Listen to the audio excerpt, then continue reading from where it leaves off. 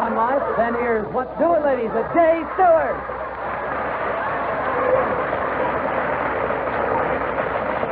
Thank you. Hello, folks. This is Jay Stewart saying, welcome to What's Doing, ladies, brought to you by the makers of Hunt Foods. Yes, sir, Hunt Foods make that swell Hunt tomato sauce, Hunt peaches, and 90 other fine foods. That's why it's always... That's right, hunt for the best. And today I'm going to go hunting for some bestsellers. You read any good books lately, ladies? Well, if you have, don't tell me about them right now, because I'll bet we can find more interesting stories right here in this studio today than we'd find between the covers of books. For instance, do you know that all day long, 5 days a week, all the radio shows are written and presented just for housewives? You know, I realized I'd never stopped to find out exactly what a housewife really is, so last night I looked it up in the dictionary, and this is what Webster has to say. Housewife, one who manages with skill and economy. Well, it just sort of seemed to me that my housewife wife does more than manage with skill and economy, so let's find out what some of you ladies think. I'm going to jaywalk down into the studio audience and ask several housewives what their definition of a housewife is. That is, what they think a housewife should be to be a good housewife. Excuse me, I'm going to go right down here and say hello to this lady. Will you stand up and meet me, please? This is Mrs. White. Mrs. White, could you come out in the aisle and just jump across your husband's lap there? Mrs. White, you've been a housewife, I imagine, for quite a few years. Long time. How long? Oh, over 32 years. Over 32 years. Now, you're from where right now? From Los Angeles just now. You've spent all 32 years here? No, back in Massachusetts. Mm-hmm. Tell me, what would you say your definition of a housewife would be, Mrs. White? Well, a woman's work is never done. They always say a man's work is done at the setting of the sun, but a woman's work is never done. She can always find something, especially if she has a family. I can imagine. Did you raise a family? Yes. How many? 3. You had 3. Mm-hmm. And your work was Widow. never done? Well, you can keep going. You can always find something. For instance? Well, there's always mending. Always mending. Always mending. After you think you've done, you'll think, well, there's some mending, or you can always find something. always find something to do. Mm-hmm. Who causes all the work originally from the mending? Well, I think both the boys and girls, both the same. Yeah, of course, Dad never has anything to do with Oh, it. yeah. Yeah. I've been a widow a long time. Oh, I see. Yeah. Well, I'm awful glad to have your definition of a housewife. Let's go and find a couple of more here if we can. Hello, here's one who is Mrs. Marie Benson. Come here, Marie Benson. Stand right up here and say hello to me. How are you? Fine. Where are you from? Oh, L.A. From L.A. And you've been a housewife how long? 22 years. 22 years. What would your definition of a housewife Well, be? a housewife is really a jack of all trades. She's got to be a teacher, seamstress, cook, housekeeper, and entertainer, and a little bit of everything. I would say a person like that would come at a pretty high price. How's your salary every week? Fair. Fair? Yeah, pretty good.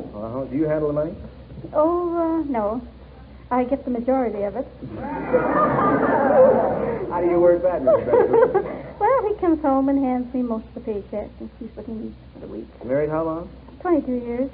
You got him trained all right, Mrs. Benson. Let me go over on the other side of the house if I can now and get another little bit of a definition of a housewife from a housewife over here. Here's one. Hello, who are you? I'm Roma Murphy. Roma Murphy. You're a housewife for about how long?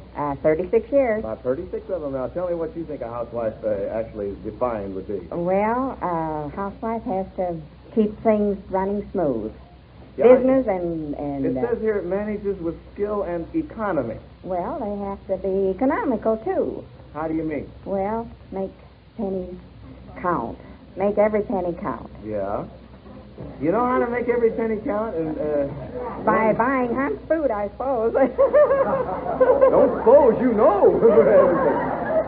You know, right. Six cans of Hunt's tomato sauce is wonderful, and it is, believe me, a penny stretcher. It's a meal stretcher, too. It's the lowest cost meal stretcher ever. And you know what that means these days, don't you? Surely. You're sort of a jack of all trades yourself? I sure am. Your family's how big?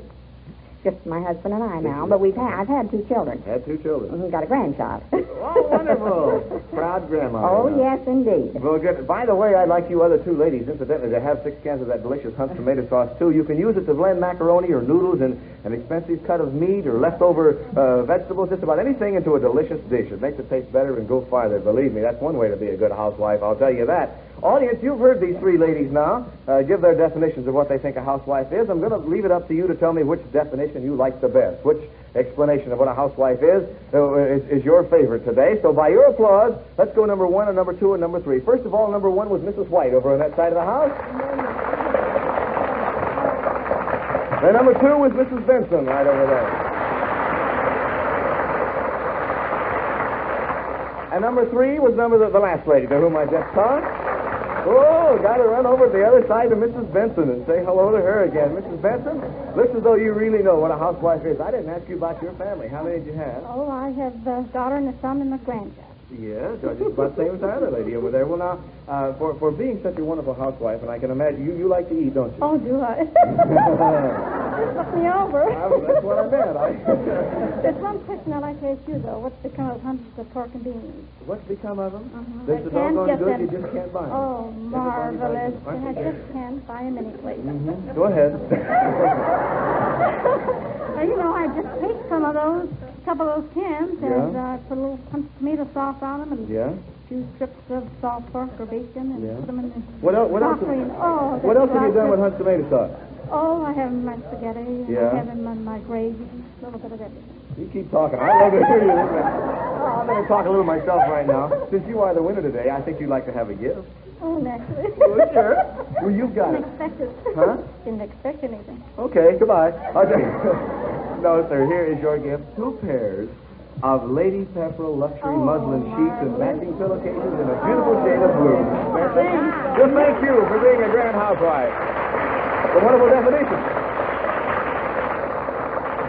Excuse me, here's the lady with her hand up. I think they forgot one very essential thing of a housewife. What was that? I remember about my mother. Instead of joining women's clubs, she was always at home. She was really a housewife. She really spent her time in the home. When children came home from school, they found their mother there. Mother there. Well, I think that's a very great point to make. There's a lot of them that don't these days, right? Thank you very much. Well, that's just exactly what I said a moment ago. You see what I mean about finding more interesting things in the studio than you can find in any book anywhere. Webster never described a housewife that well in any of his dictionaries. And by the way, what heroine in fiction could ever be as interesting or as brave as any American woman? As the women who belong to our What's Doing Ladies We'll Show 'em Club, for instance.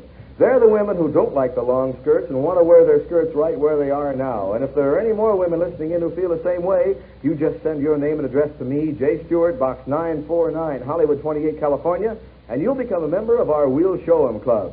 We'll send you a club emblem entitling you to wear your skirts right where they are. And by golly, we'll show them. And incidentally, those of you who haven't received your club emblem yet, don't worry, we're getting them out to you just as fast as we can. Well, right now I want to have a serious conversation with a lady who told me just before the show that she did a great deal of reading. Come up here and say hello to me. Hello. How are you? Fine. From? Clinton, Indiana, formerly. And now Los Angeles. Your name is?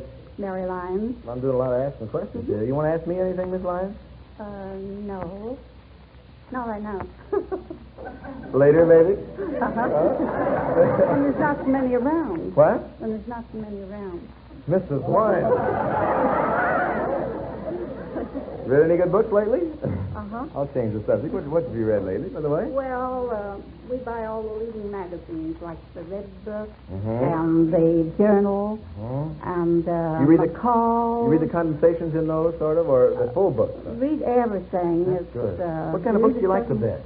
Well, I like all those magazines. I like the Red Book, and I like... Well, I mean, what kind of stories in them, though? Oh, well, I like love stories.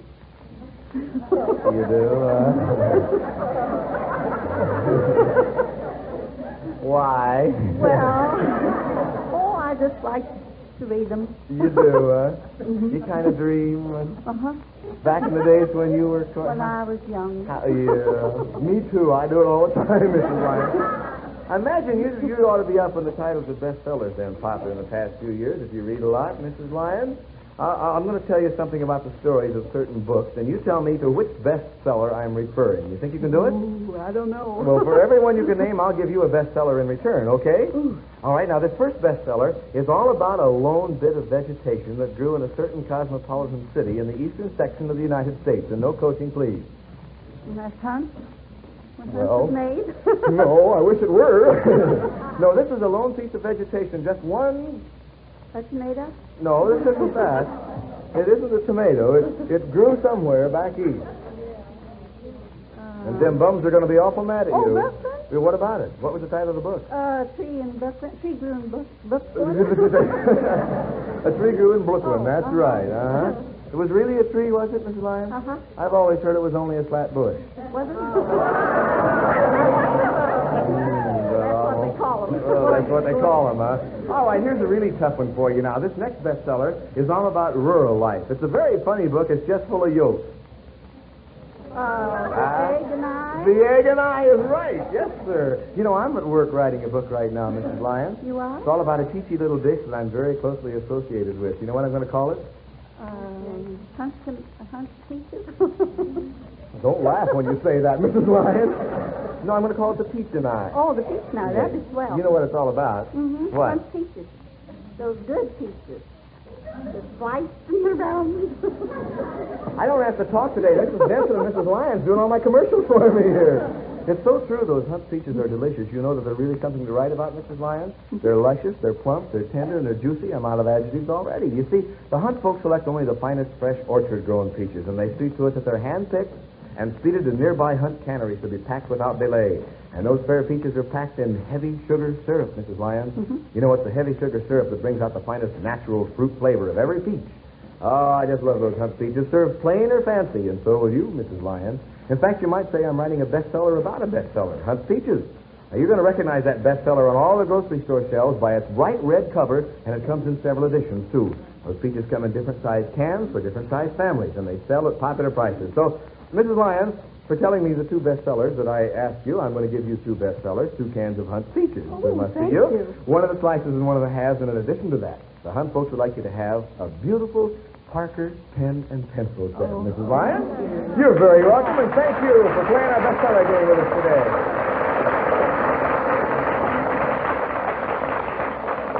today. Say, speaking of bestsellers, I want to tell you ladies about a sale that's going on right now, and your dollars never bought more, believe me. If you give to the community chest, you're buying the 5 freedoms for the less fortunate people of your community. And you're also buying a heart full of goodwill for yourself. So give to the community chest today, won't you? And by the way, speaking of giving, this week the whole nation is giving a special tribute to a very special group of people. This week is National Girl Scout Week. And in our studio today, we have 5 little pocket editions of the Girl Scouts, the Brownie Scouts from Troop 48 right here in Los Angeles. And today, these little girls are going to help us tell a wonderful story that people never tire of hearing. The story of a child and a dog. Because today is Dog Day on What's Doing, ladies, and one of our little scouts will walk out of here with her very own puppy. Does that sound all right to you gals, huh? They're all nodding their head, yes. Well, look, I want to get better acquainted with you. I want each of you to tell me all about yourselves, and I'm going to meet you, first of all, one at a time. Miss... Hi. Well, that's good. I want to hear you talk up real loud. How old are you, honey? 8 and a half. Are you a little nervous? No. No? Where'd you get these pigtails? Huh? My mother made them. She made them? How? I don't know. Didn't you ever watch her? Yes. Can you do it yourself? Yes. Well, why don't you do it? I don't know. Honey, you're how old now? 8 and a half. You're 8 and a...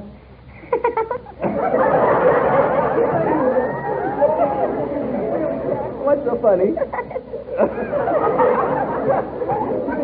Is my face that funny looking? Huh? No. I think you're awful pretty. You straighten up here, Mother. I want to have a little talk with you. Patricia, you're how long you been a Brownie Scout? I don't know. 1 year. Let's see, you're 8 and a half. Well, you can't be a Brownie Scout till you're how old? 7 and a half. You have to be 7 and a half. So you've probably only been a Brownie Scout for about a year then. A little over a year, maybe, huh? She nods her head, yes. I notice you have the pin on here. Is this your Brownie Scout pin? Yes. Right here. Now, what's the extra little, what is that, a clover leaf hanging down? Ear pin. What? Ear pin. The ear pin. What does that mean? You've been a brownie for a year. It took us a long time to find that out, but we did. Well, now, Patty, tell me, why would you like to have a dog? Well, I like to have them run and play with me while I stay. And I like to play with them, and I like to feed them. Mm-hmm. I just love them. You just love them, huh? Have you ever had a dog, Patty? I had 2. You had 2, but they're One gone got now? out of the backyard, and the other one was so naughty we had to give it away. Who's a naughty dog? You'd like to have a nice dog now. Well, good, Patty. Excuse me just a minute. I want to go over here and meet little, Penny Ann Minty. Penny Ann? Is that your real name, Penny? My real name's Penelope. Penelope. You like Penelope? Yes. You do. Who gave that to you? My mother. Why? I don't know, because it was just different names from anybody else. It is. It is. You call yourself Penny all the time, huh? Uh-huh. And I see you have the same kind of a Girl Scout or Brownie Scout pin that she has. That means you've been over a year, too? Yes. Mm-hmm. You have fun in the Brownie Scouts? Yes, sir. Tell me some of the things that you do. Well, we help others, and we work, and we make things and colors. Mm-hmm. How often do you have a meeting, Penny? Well, we have one every Tuesday. One meeting every Tuesday. In the evening? No, it's right after school. Right after school. Well, who takes charge of the meeting, Penny? Miss Becker. Now, she's your, what do you call her, scout mistress or leader or what? We just call her Miss Becker. Well, that's great. Well, I understand Miss Becker is a very nice person that came up and talked to us and brought these lovely little gals over here today. I understand that one thing that they could use besides having a lot more little gals come into the Brownie Scouts and into the Girl Scouts are scout leaders like Miss Becker who helps take care of all you gals. Is she a pretty nice gal? Yes. She's good to you, huh? Mm-hmm. She's not too tough. No. Oh, that's good. Well, now tell me why you like to have a dog, Penny. That's the main reason you're Well, here just because I love them. today. You really love them. Have you ever had one? Yes, I have one now. You do. He's pretty big. Yes. How big? Well, no, I don't know how big. Well, now, how about how tall is he when he stands up? Tall. About this tall, huh? That's about a foot off. Well, the hand's coming up a little bit now. It's about a foot off the ground, then, isn't he, Penny? Penny, have you got a place to keep another dog if you had another one? Yes. You have, and you take good care of him. Uh-huh. Good, Penny. Excuse me, hello? Uh-huh. Who are you? Carol Barger. Carol Barger. Where's your home, Carol? Burbank. Yeah, Burbank. Can you talk a little louder? Yes. Yeah, good. All you gals are from Burbank, right? Mm-hmm. From what school? Bret Hart. From Bret Hart School. You all belong to the same troop. Troop 48. How long have you been a Brownie Scout? A little over a year. Just a little over a year now.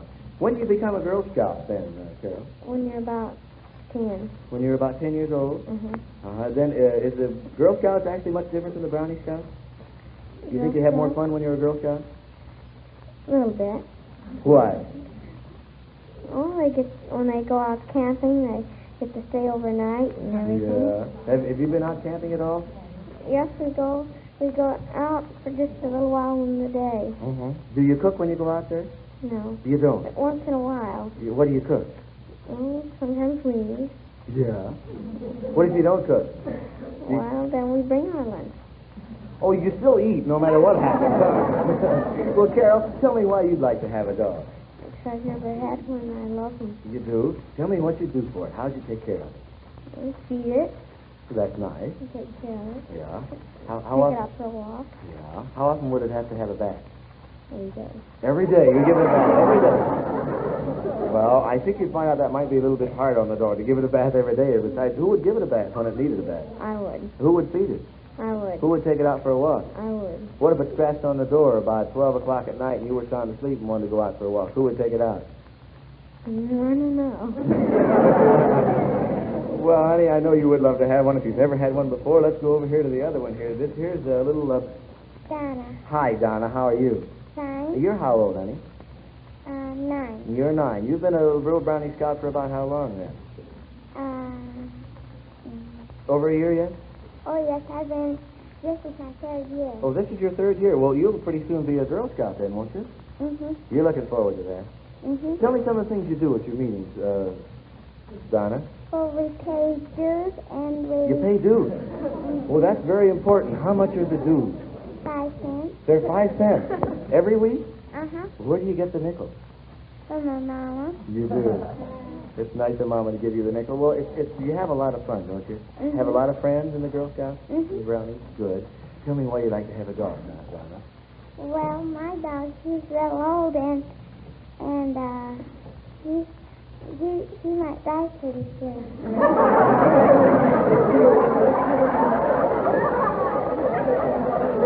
And then if you lost him, you'd like to have another one to take his place, huh? Uh-huh. You've got a nice place to keep him out there in Burbank, have you? Yeah. And you'd be a good mother to the dog, wouldn't you? Yeah. Yeah, I bet you would, Donna. Well, now, over here is our next little Brownie Scout, and your name is... Real funny. How are you, Freckles? You got a...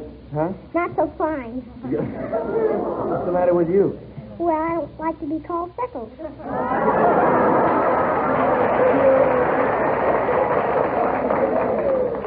you like to be called? Gail, my regular name. Okay, Gail, that's what I'll call you then. What do you want to call me? I don't know your name. I'm glad you didn't say anything else then. My name is Jay, so... Okay, Jay. Okay, Gail, now we're starting off even, huh? What grade are you in, honey? 4th grade. Fourth? How do you like school? Well, I love it. I love it. You really do? Why? Well, because I like to work and it gives me something to do. What do you But I do? don't- What do you do? People agree with you out there. What do you do in the summertime?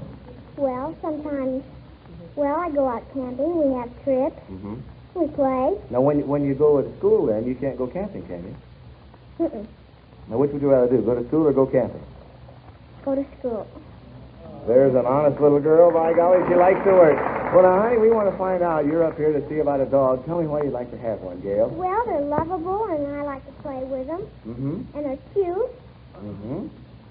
Well, I like to feed it. Yeah? That is sometimes. You mean sometimes you don't like to feed it? Mm-mm. Why? Well, sometimes I might go to the show, then my mother asks me to feed him, then I don't want to. So then Mama might take over for you, huh? And you take good care of a dog, wouldn't you, Gail? Yes. You have a yard, place there? Yes. Good. Well, there you have them, ladies and gentlemen. 5 of the cutest brownie scouts I ever saw in my life. Now, this is going to be a tough decision for you. You're going to have to decide which one is going to win the puppy. They all deserve a puppy. And once again, may I repeat that many times people living in the Los Angeles area have little puppies that they like to see these little kids get who don't get the puppy on the show. And believe me, I want to thank all those who have written in and called in offering their puppies in the Los Angeles area to give to these children. We want to say any more, we're always welcome to get together with you and get you together with the ones who don't win the puppy on the show, so they do wind up with a puppy after all. But now, by your applause, audience, we're going to go down 1, 2, 3, 4, and 5, and you select the one who will win the puppy today. First of all, number 1, Patricia Walters. Number 2 is Penny Ann Minty. And number 3 is Carol Barger. And number 4 is Donna Hawes. And number 5 is Gail. Well, I won't call you Freckles anymore, all right? Okay. All right, what are you going to call me? Yes. Oh, she remembers. Good. You are our winner, honey, and congratulations to you. The puppy is all yours. We have all sorts of things for other little scouts, too, though. First of all, from 3 good friends of ours, the Pep Boys, Manny, Mo, and Jack, here's a shiny pair of ball-bearing roller skates for each of you. And a whole box of the new delicious Kilroy candy bars, 24 Kilroy candy bars, and a carton containing 140 individual pieces of bubble gum for each of you. Well, now, honey, what are you going to call your dog? You know yet? Well, I don't know. Well, whistle for it, maybe. We'll see if it'll come out now. Whistle. All right, come on out, doggy. I think you heard that, didn't you? Here comes a little Cocker Spaniel, the cutest little 6-week-old puppy you ever. He's all yours, honey. Thank you. You're very welcome. And look, so the doggy will have a little place to stay in your own home. Here's a custom-built dog bed by Marie Medley from Dog Beds of Hollywood for you, sweetie. Now, I know you're going to take good care of your dog. Congratulations to you. It's a happy day for you, isn't it? See him wagging his tail already? Take good care of him, sweetie. You'll have an awful lot of fun with him. He's a very lucky dog to get a little Girl Scout for a mistress because the Girl Scouts are taught to be very reliable young ladies, the kind of trustworthy small citizens who grow into the kind of big citizens that we all like. Well, right now it's time to say so long until tomorrow. We're going to be at Hollywood and Vine, or Sunset and Vine, I should say, tomorrow at Studio B. This program has been brought to you through the courtesy of Hunt Foods. This is Jay Stewart saying bye-bye till tomorrow. ABC, the American Broadcasting Company.